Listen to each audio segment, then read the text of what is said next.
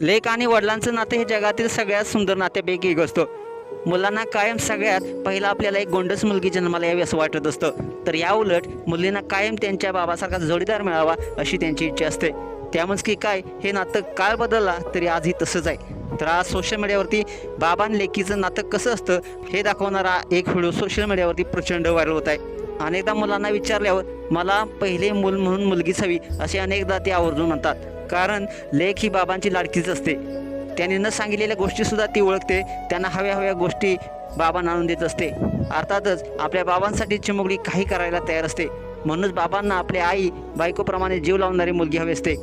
ज्याचे आणखीन एक उदाहरण या व्हायरल झालेल्या व्हिडिओमध्ये तुम्ही पाहू शकताय. हा व्हिडिओ ट्रॅफिक दरम्यानचा आहे. प्रचंड गाड्यांची वर्दळ तुम्हाला पाहायला मिळते. या सगळ्यामध्ये बाबाबरोबर एक चिमुकली बाईकवर बसलेली पाहायला मिळते. दिवसेदिवस प्रचंड गरमी वाढत असताना या दरम्यान बाबा हे लेकीला शाळेतून घरी घेऊन जात असतात.